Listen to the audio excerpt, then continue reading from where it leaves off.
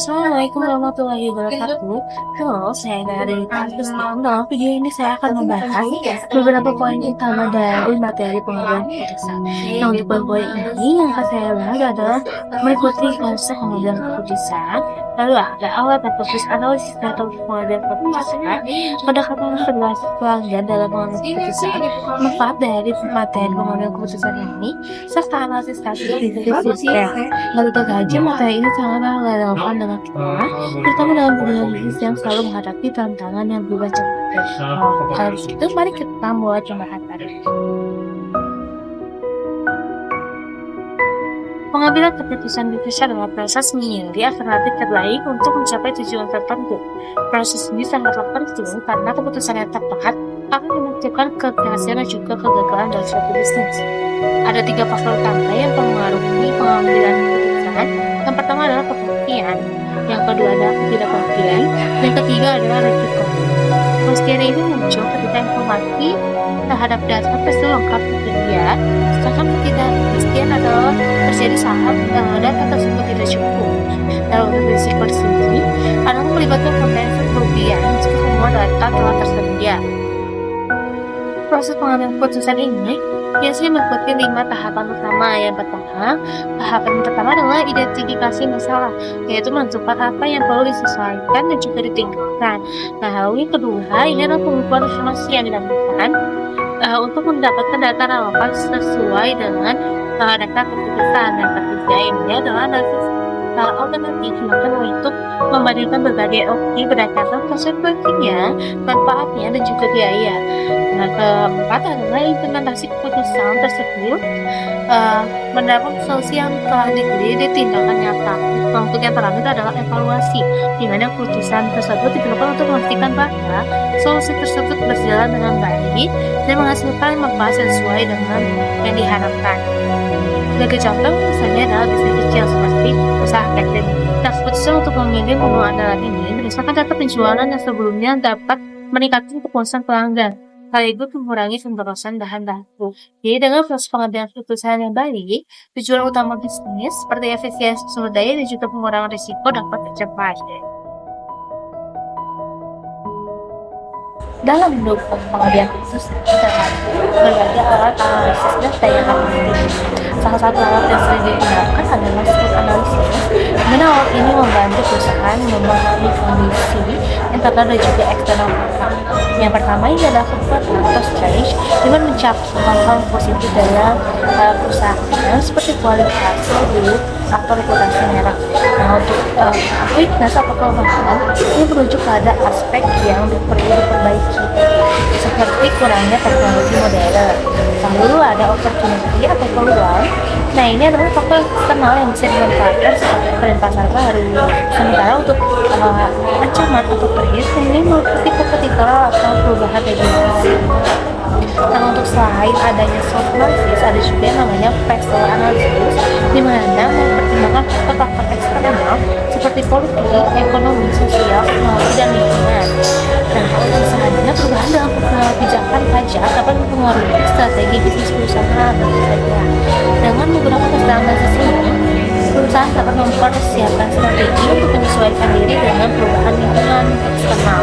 Nah, manfaat penggunaan analisis ini sebagai contoh dalam perusahaan terkenal, maka SWOT ini membantu menentukan di mana lokasi toko baru berdasarkan kekuatan internal dan juga peluang eksternal. Sementara untuk di analisis investor ini dapat digunakan untuk memahami pengaruh tren digital terhadap perilaku konsumen. Dengan alat ini, perusahaan ini dapat mengambil keputusan yang lebih strategis dan berbasis data untuk mencapai hasil yang maksimal.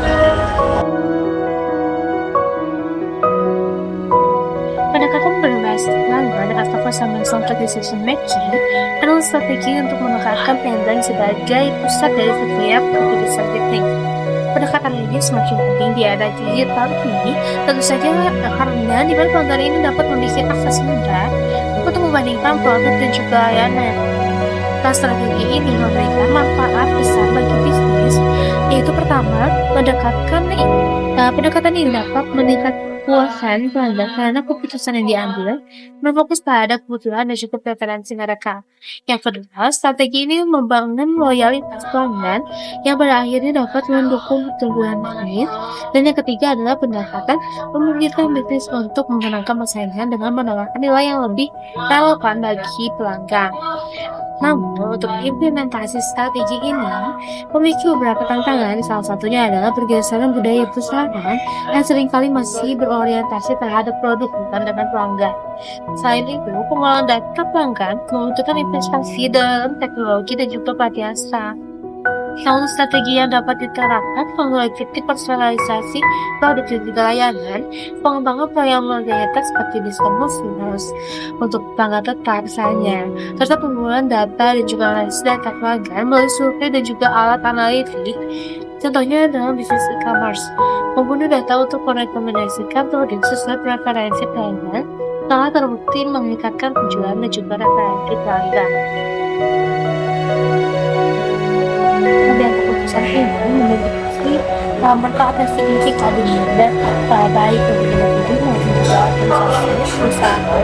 Yang pertama, materi ini meningkatkan kemampuan analisis dengan membantu kita untuk memahami permasalahan secara lebih mendalam sebelum mengambil keputusan. Yang kedua, materi ini menguasai intuisi dan juga logika yang memungkinkan kita untuk mengkoordinasikan data dan juga pengalaman untuk menghasilkan keputusan yang lebih efektif. Nah, yang ketiga ini, materi ini relevan secara praktis, terutama dalam situasi bisnis yang memerlukan solusi cepat, namun juga tepat, seperti memilih strategi pemasaran atau mengoptimalkan biaya operasional.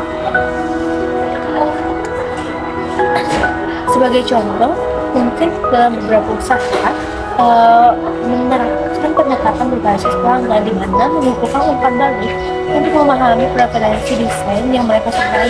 Tentu saja, dengan cara ini dapat meningkatkan kepuasan pelanggan sekaligus mengoptimalkan penggunaan bahan baku. Jadi materi ini benar-benar relevan untuk menghadapi tantangan dalam pengolahan bisnis sehari-hari.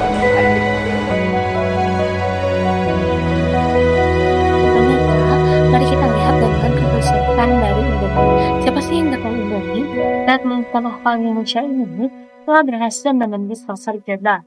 Tentang kunci yang dilakukan Indomie ini mencapai 3 hal di mana pertama, mereka berhasil mengidentifikasi kebutuhan pasar dan menyediakan makanan instan yang praktis, konsumsi juga sesuai dengan selera peserta.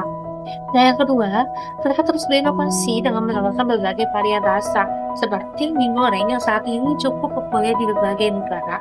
Yang ketiga, mereka melakukan ekspansi global ke lebih dari 100 negara dan menyesuaikan rasa produk berdasarkan preferensi budaya setempat. Nah, keputusan-keputusan ini tentu saja berhasil karena berbasis data. Indomie ini juga menggunakan riset pasar untuk memahami kebutuhan konsumen di tiap negara. Mereka juga mampu beradaptasi dengan menawarkan varian rasa yang unik, seperti contohnya mie goreng rasa rendang untuk pasar Indonesia dan juga rasa ayam pedas untuk pasar Afrika. Selain itu, efisiensi produk ini dapat dan distribusi membantu mereka untuk menjaga harga tetap kompetitif di pasar global. Indomie adalah contoh nyata bagaimana pengambilan kebijakan yang tepat dapat membawakan kesuksesan yang luar biasa. Strategi ini mereka mengajarkan pentingnya memahami pasar, berinovasi secara konsisten dan juga mengelola sumber daya dengan baik untuk mencapai keberhasilan jangka panjang. Demikianlah pembahasan saya tentang pengembangan keputusan bisnis. Tadi kita telah membahas konsep, alat analisis, pendekatan berbasis pelanggan, dan juga manfaat materi, serta studi kasus Indomie. Dari materi ini, saya belajar bahwa keputusan yang baik membutuhkan proses yang matang, data yang relevan, dan juga strategi yang tepat. Semoga video ini dapat memberikan wawasan baru yang bermanfaat bagi kita semua. Terima kasih atas perhatian Anda. Assalamualaikum warahmatullahi wabarakatuh.